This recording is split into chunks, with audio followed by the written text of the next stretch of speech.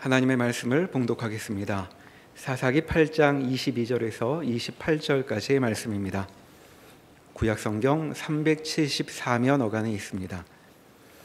사사기 8장 22절에서 28절까지의 말씀입니다. 그때 이스라엘 사람들이 기드온에게 이르되 당신이 우리를 미디안의 손에서 구원하셨으니 당신과 당신의 아들과 당신의 손자가 우리를 다스리소서 하는지라. 기드온이 그들에게 이르되 내가 너희를 다스리지 아니하겠고 나의 아들도 너희를 다스리지 아니할 것이요 여호와께서 너희를 다스리시리라 하니라. 기드온이 또 그들에게 이르되 내가 너희에게 요청할 일이 있으니 너희는 각기 탈취한 귀고리를 내게 줄지니라 하였으니 이는 그들이 이스마엘 사람들이므로 금 귀고리가 있었음이라. 무리가 대답하되 우리가 즐거이 드리리이다 하고 겉옷을 펴고 각기 탈취한 귀고리를 그 가운데에 던지니 기드온이 요청한 금 귀고리의 무게가 금 1700세겔이요 그 외에 또 초승달 장식들과 폐물과 미디안 왕들이 입었던 자색 의복과 또 그 외에 그들의 낙타 목에 둘렀던 사슬이 있었더라. 기드온이 그 금으로 에봇 하나를 만들어 자기의 성읍 오브라에 두었더니 온 이스라엘이 그것을 음란하게 위함으로 그것이 기드온과 그의 집에 올무가 되니라. 미디안이 이스라엘 자손 앞에 복종하여 다시는 그 머리를 들지 못하였으므로 기드온이 사는 40년 동안 그 땅이 평온하였더라. 아멘. 오늘로써 기드온에 관한 말씀은 마치게 되었습니다. 보통 사사들에 관한 말씀이 한 편의 설교로 끝났는데 기드온은 7편의 설교로 그 말씀들을 살펴봤습니다.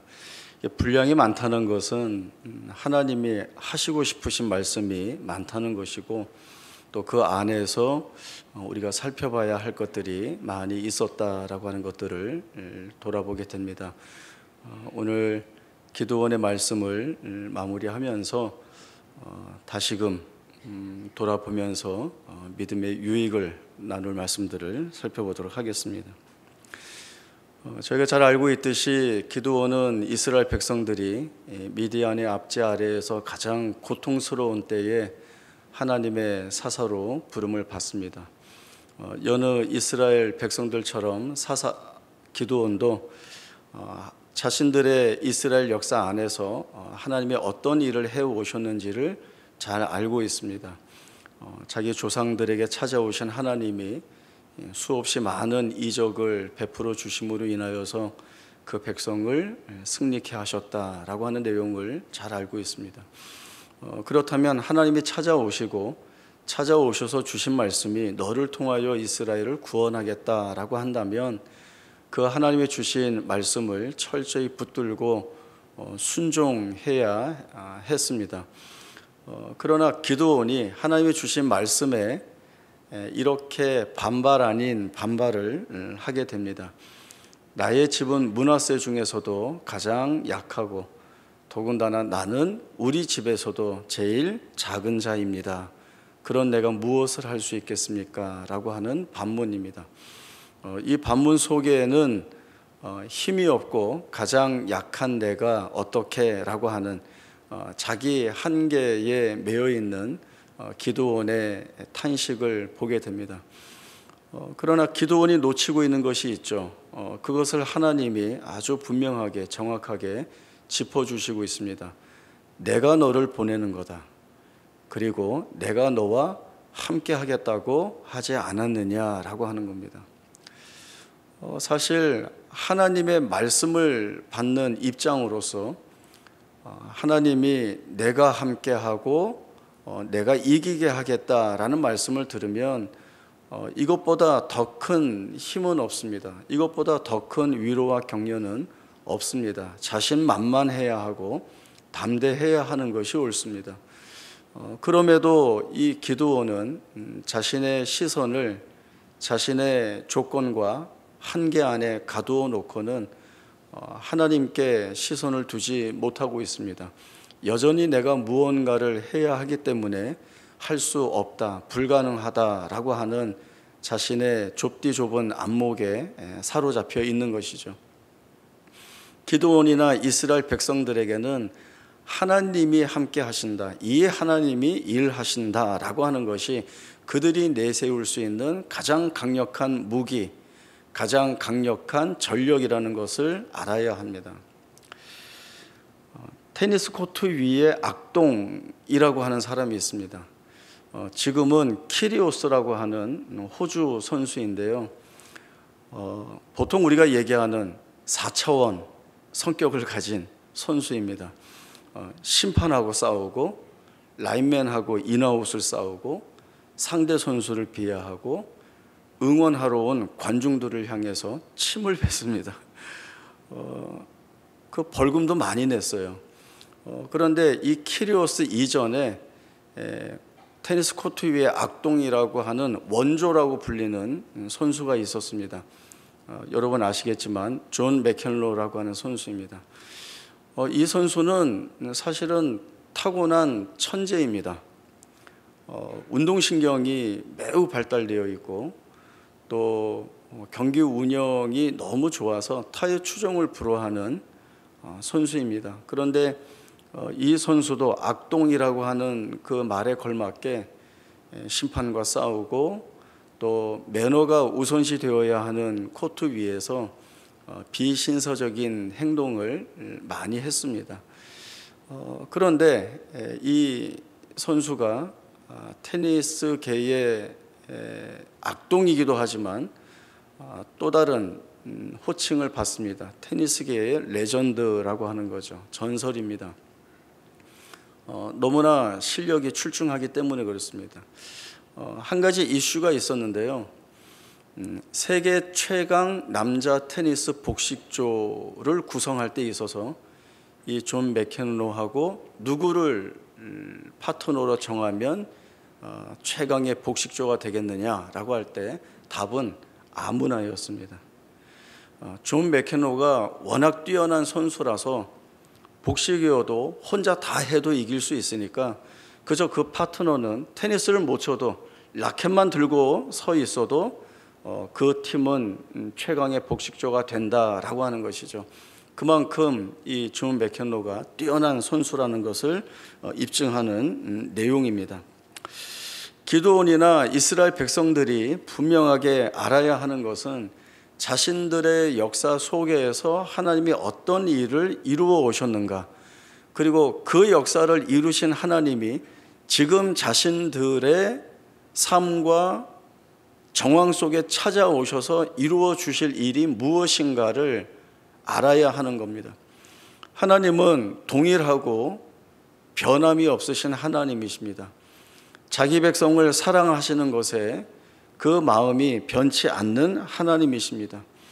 그 하나님이 오늘 기드온과 이스라엘의 역사에 찾아오셔서 구원하시겠다라고 하는 말씀을 주시면 그 구원의 약속의 말씀은 변치 않고 하나님이 이루실 일입니다. 기드온은 나라를 구할 만한 능력이나 힘이 있어서 하나님 앞에 사사로 부름받은 것이 아닙니다. 오히려 가장 작고 연약하기에, 그가 할 수 있는 것이 아무것도 없기에, 나중에 미디안 연합군과 전쟁을 할 때에 불러낸 군인의 수에서 덜고 덜어내서 300명만 남겨놓은 것은 너희가 싸우는 것이 아니라 내가 싸울 것이고, 내가 싸워서 승리한 것을 너희로 하여금 고백하게 하겠다라고 하는 하나님의 뜻과 의지가 이 기드온과 이스라엘 백성들 그 삶에 가득 채워 놓으시는 하나님의 뜻입니다. 기드온은 사사로 부름받은 때부터, 그리고 미디안 연합군과 승리하는 그때까지 사사기의 저자는 많은 지문을 할애하고 있습니다. 그 안에 설명되고 있는 내용들이 무엇인가 하면, 하나님께서 기드온을 어떻게 설득하시고, 그리고 이 백성과 전쟁하기 위하여 전쟁터로 나가게 하시는가라고 하는 내용에 모든 초점을 맞추고 있습니다. 그렇게 해서 승리하게 했다라고 한다면 그 뒤에는 우리가 예상하는 결말들이 있습니다. 자기들의 힘으로 싸워 이긴 것이 아니라 하나님이 이기게 하셨으니 기드온이나 모든 이스라엘 백성들이 하나님 앞에 나아가서 하나님의 그 구원의 능력을 찬송하고 하나님이 이스라엘의 하나님이셔서 그 일을 하신 것처럼 자신들은 하나님의 백성으로서 그 하나님 경외하고 예배하고 그 하나님과 동행하는 삶을 살겠다는 놀라운 믿음 있는 고백을 해야 했습니다. 그러나 오늘 본문의 말씀을 보면 정반대의 길을 걷고 있습니다. 아무리 하나님이 애쓰시고 그들을 위하여 역사하셨는데 기드온과 이스라엘 백성들은 원래 있던 자리로 되돌아온 것처럼 보입니다. 기드온이나 이스라엘 백성들이나 수없이 많은 것을 놓치고 있습니다. 하나님이 설명해 주시지만 그 설명의 뜻을 이해하지 못하고 있고 받아들이지 못하고 있습니다. 하나님에게 있어서 300이라고 하는 숫자는 너희가 싸운 것이 아니라 내가 싸운 증거다라고 하는 것이죠. 300명으로 어떻게 13만 5천 명이라고 하는 미디안 연합군을 이길 수 있겠습니까? 그러나 이겼다라고 한다면 이것은 우리가 한 것이 아니라 하나님이 하신 것이다 라고 하는 고백이 당연히 뒤따라 나와야 하는, 그를 증명하는 수입니다. 그러나 이스라엘 백성들은 이 300명을 어떻게 인식했는가 하면 기드온이 이 적은 수로 놀라운 기적 같은 승리를 이루어냈다라고 하는, 기드온을 영웅화하는 내용으로 이 300이라고 하는 수를 끌어다 쓰고 있습니다. 무엇에서 알 수 있을까요? 전쟁이 마친 후에 이스라엘 백성들은 기드온에게 가서 당신과 당신의 아들들과 당신의 손자들이 우리를 다스려 달라는 요청을 하게 됩니다. 왜 그렇게 요청했을까요? 분명히 말씀에 그 내용이 나오고 있습니다. 당신이 우리를 미디안의 손에서 구원해 내셨기 때문에 그렇습니다 라고 이야기를 하죠. 이스라엘 백성들은 기드온이 미디안의 손에서 자신들을 구원했다고 믿고 있습니다.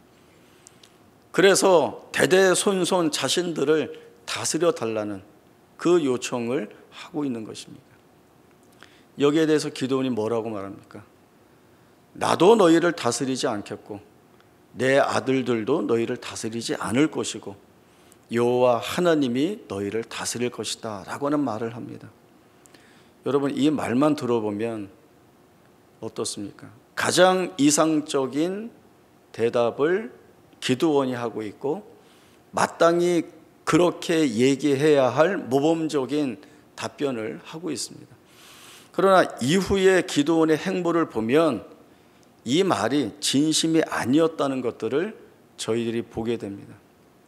기드온이 백성들에게 너희가 탈취한 금 귀고리를 내게 달라라고 하는 요청을 하게 됩니다.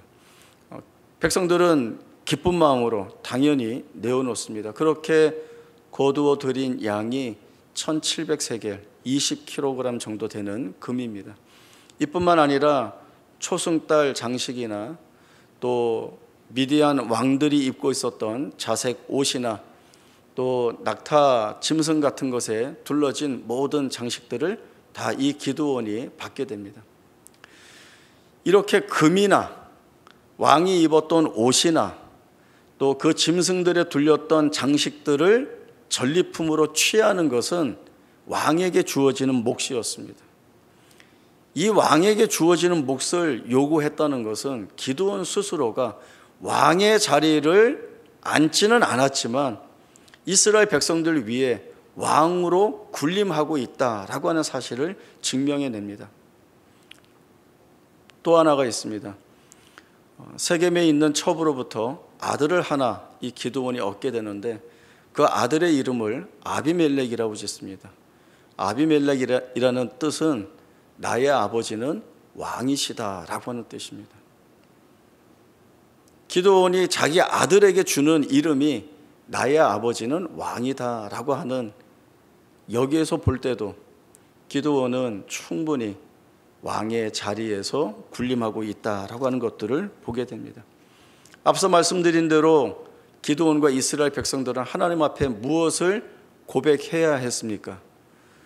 하나님이 이스라엘의 하나님이시고 우리가 섬길 진정한 왕이시고 그 왕이 전쟁에서 우리를 대신하여 싸워 승리케 하셨으니 마땅히 모든 영광이 이 왕 되신 하나님께 돌려드려져야 한다는 것입니다.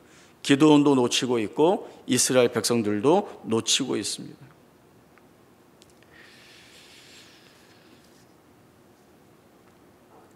하나님은 이 기드온과 이스라엘 백성들에게 한없는 은혜를 부어주고 계십니다. 그럼에도 기드온과 이스라엘 백성들은 하나님 앞으로 돌아오지 못하고 있습니다. 오히려 더 악한 길로 가고 있습니다. 기드온이 받은 금으로 제사장이 입는 옷 에봇을 하나 만들게 됩니다. 그러나 이 에봇으로 인하여서 이스라엘 백성들이 음란히 행하게 되고 이것이 기드온과 그의 집안의 올무가 되었다고 사사기의 저자가 기록을 하고 있습니다. 학자들의 의견으로는 이스라엘 백성들이 기드온이 300명으로 인하여 승리케 한 그 승리를 이 에봇이 쭉 이어갈 수 있다라고 하는 마음으로 에봇을 섬긴 것이라고 보고 있습니다. 28절에 보면 미디안이 이스라엘 앞에 그 머리를 들지 못함으로 기드온이 사는 동안 그 땅이 40년 동안 평온하였다는 말씀이 있습니다. 그 40년이 평온했다라고 하는 뜻이 무엇일까요? 미디안으로부터 완전 해방되었습니다. 이전에 있었던 고통과 궁핍함은 이제 사라졌습니다. 이스라엘 백성들은 괴로움을 누리지 않아도 됩니다. 편안합니다. 그러면 40년의 평온함이 다 됐느냐라고 하는 거죠. 왜요? 그 뒤에 있는 일 때문에 그렇습니다. 같은 사사기 8장 32절에서 35절까지의 말씀을 보겠습니다.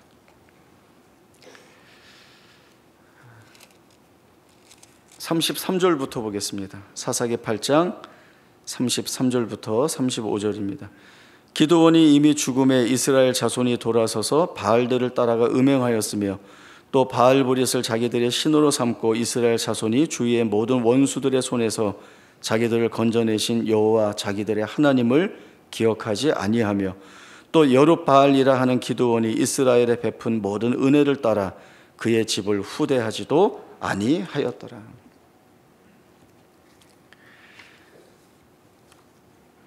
아무 근심 없이 사는 40년이라면 만족한다라고 하는 것이 이스라엘 백성들의 현 주소였던 것으로 보여집니다. 하나님이 있고 없고는 상관없이 그저 우리가 아무 문제 없이 평온하게만 살면 된다라고 하는 것이 그들의 소원의 전부였고 그들이 그 외에는 더 바랄 것이 없는 시간이었습니다.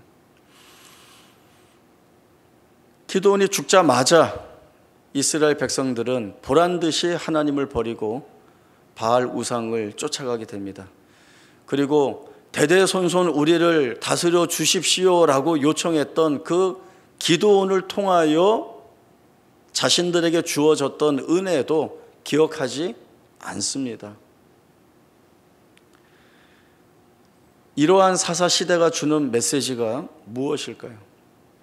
아무리 하나님의 은혜가 부어져도 이스라엘 백성들은 자기의 소견대로 옳은 대로 하면서 하나님을 버리고 떠나고 그런 백성들에게 다시금 하나님은 은혜를 부어주시고 있습니다. 여기에서 우리가 살펴봐야 할 말씀이 무엇일까요? 뜻이 무엇일까요?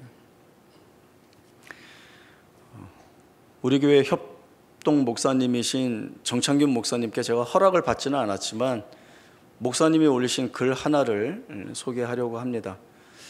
또 하나 말씀드리는 것은 우리 정 목사님 지금 투병 중에 계신데 우리 많은 분들이 기도해 주셔서 건강을 회복해 가시고 계십니다. 기억날 때마다 우리 정 목사님 위해서 더 기도해 주시면 감사하겠습니다.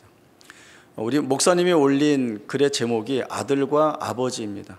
하나 아들과 하나 아버지가 있는데 이 아들이 생각하는 아버지는 생각이 너무나 고리타분해서 아들이 하고 싶은 일을 항상 못하게 막는 그런 아버지로 이해하고 있었습니다.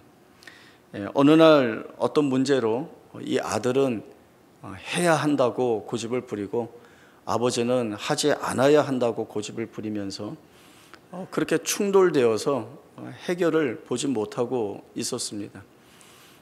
이야기가 잠시 중단된 때에 아버지는 낮잠을 주무시려고 돌아 누우셨고 이제 중간에 계시던 어머니가 아들을 달래기 위해 이제 말씀을 하시죠.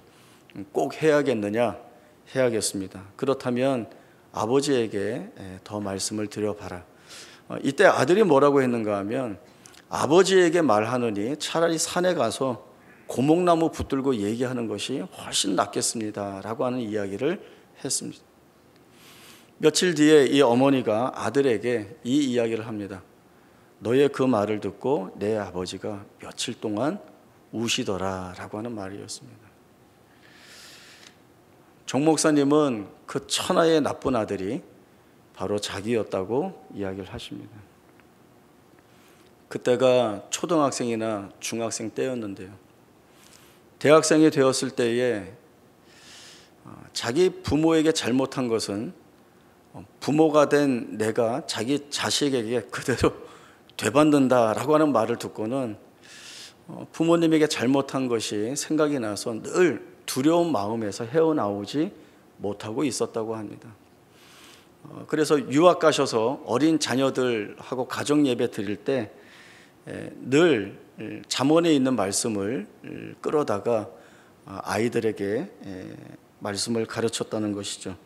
아비를 조롱하며 어미 순종하기를 싫어하는 자의 눈은 골짜기의 까마귀가 쪼아댈 것이고 독수리 새끼에게 먹히리라. 이제 이런 말씀을 가르쳤다는 거죠. 너희는 그러지 말고 효도해라 라고 하는 그런 뜻이죠.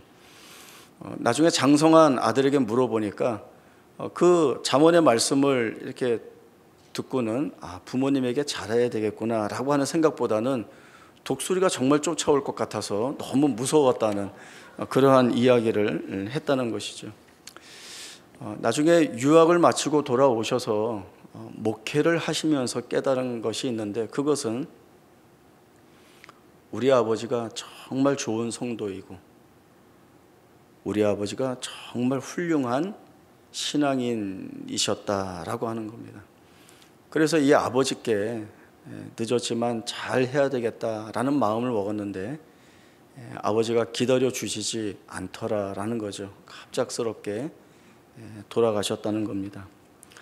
50년이 지난 그때의 일을 지금도 생각하면 그저 눈물이 나는 것이 아니라 정말 쏟아지는 눈물 그리고 울음이 있고 마음 한켠에는 내가 밉고 한심해서 한숨이 나오고 나는 평생 아버지께 미안한 아들, 못난 아들이라는 생각이 가득 있었다는 것입니다.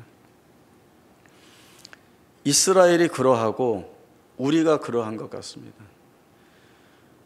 출애굽한 이스라엘 백성들 그들을 애굽에서 해방시키기 위하여 하나님의 베푸신 놀라운 능력과 기적과 이적 그 하나님이 펴신 강한 손과 큰 권능이 어떠했습니까? 이스라엘 백성들은 그 하나님의 일하심에 모두가 놀라워하고 찬송하고 하나님께 영광을 돌렸습니다. 그러나 오래가지 못했습니다. 광야로 들어서서 마실 물과 먹을 것이 없자 금방 하나님을 향하여서 우리를 이 광야에서 죽이려고 애굽에서 인도해 낸 것이냐라고 하는 말할 수 없는 하나님 앞에 할 수 없는 불평과 원망을 드러내고 있습니다.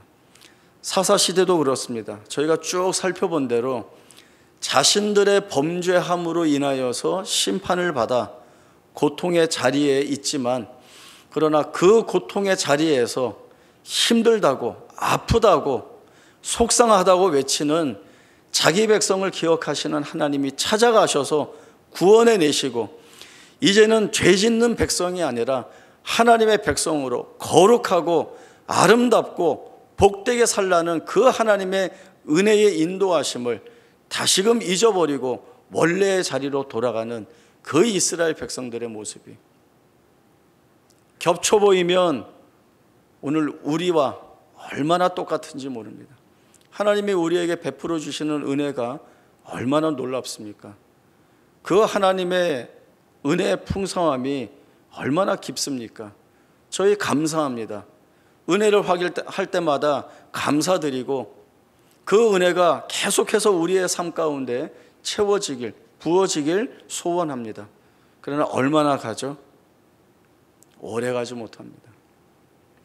금방 하나님의 은혜를 잊어버리고 조금만 힘들고 어려운 일이 있다고 한다면 모든 원망과 모든 불평을 하나님께 돌리면서 그 하나님께 책임을 묻습니다. 하나님 때문에,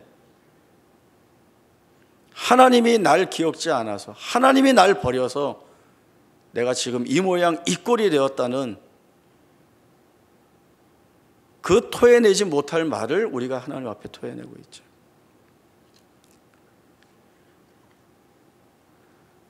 사실은 이 본문의 말씀을 준비하면서 처음에는 하나님의 은혜를 제대로 알지 못하는 우리가 얼마나 못났는가, 우리 다 죽어야 된다, 막 이런 식으로 설교하고 싶은 마음이 있었는데, 정말 사사기의 저자가 이 반복되는 패턴, 끊임없이 반복하는 범죄, 그러나 거기에 맞춰 끊임없이 부어주시는 하나님의 은혜, 이 반복을 왜 하나님이 하고 계시는가라고 하는 생각을 해볼 때, 또 정창균 목사님이 그 아버지에 대한 소회를 토해내는 이야기를 돌아보면서 하나님은 우리의 이 상함과 후회 속에서 우리를 키우고 계시는구나, 그 하나님이시구나 라고 하는 것들을 보게 되었습니다. 아무렇게나 해도 상관이 없고 아무것도 하지 않아도 되는 게 아니라 그런 우리여도 우리를 사랑하신다는 하나님이시라는 것을 보게 되었습니다. 우리가 늘 하나님의 사랑은 깊고 크고 놀랍다라고 얘기하지만 그것은 우리가 이해하는 범위 안에서의 최상급이지 거기에 갇혀 있을 수가 없습니다. 하나님의 생각과 뜻은 우리와 다릅니다. 우리가 알지 못해서, 하나님의 뜻을 분별해 내지 못해서 하나님이 계시지 않습니까? 일하시지 않습니까? 라고 하는 그 자리에도 하나님은 변함없이 찾아오셔서 우리를 영광의 찬송으로 만들어내시기 위한 그 하나님의 일하심을 하나도 부족하지 않게, 하나도 모자라지 않게 행하고 계신다는 것이 사사기의 역사를 통하여, 또 거기에 빗댄 우리의 삶을 통하여 우리가 정말 진실로 드러내 보이고 확인해 내야 하는 하나님에 대한 이해입니다. 사사기의 말씀을 볼 때마다 이렇게 분통을 터뜨리죠. 왜 이렇게 어리석을까? 그 어리석은 이스라엘 백성들이 바로 오늘 우리입니다. 이제 우리는 하나님께서 우리를 이렇게 끌고 나가시는데 우리를 어디로 끌고 나가고 싶어 하시는가? 우리는 단번에 그 자리에 이룰 수 없습니다. 그만큼 본질상 부패한 본성이고 죄악된 마음을 품고 있기 때문에 그렇습니다. 그런 우리를 하나님이 조금씩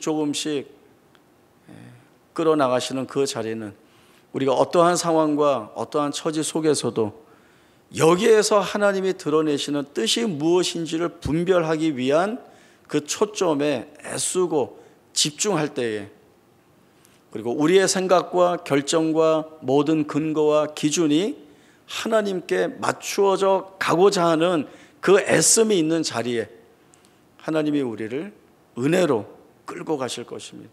그러면 우리는 조금씩 하나님에 대한 이해의 깊이를 가져갈 것이고, 하나님이 우리의 생애 가운데에서 역사하신 일들이 무엇을 의미하는지를 더욱더 확고하게 알아갈 것이고, 그리고 어느 때에 우리의 삶의 주인이신 하나님이 이 모든 것들을 다 이루셨고, 이 하나님에 대한 믿음 있는 찬송이 나를 복되게, 그리고 하나님께 영광 돌리는 일들이 되었다라고 하는 고백을 할 수 있는 자리에 우리를 세우실 것입니다.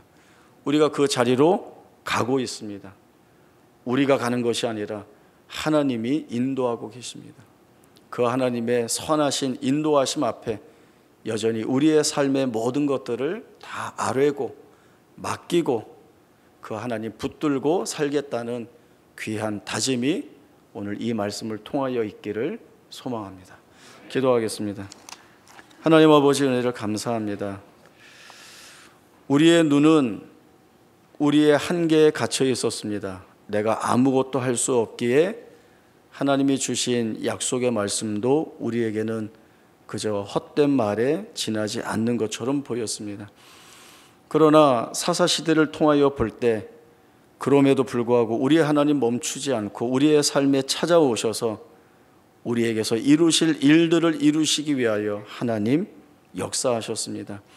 그 하나님의 역사하심이 오늘 우리의 심령의 고백을 통하여 하나님을 나의 주로 고백하고 나의 모든 것을 하나님께 맡긴다는 믿음 있는 고백을 하는 자리에 세우셨습니다.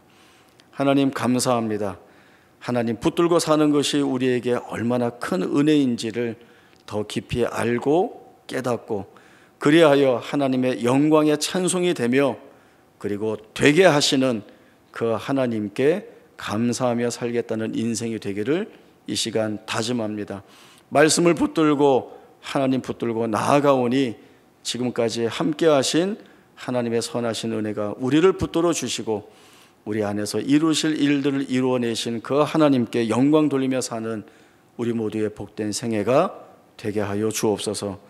거룩하신 예수님의 이름으로 기도하옵나이다. 아멘.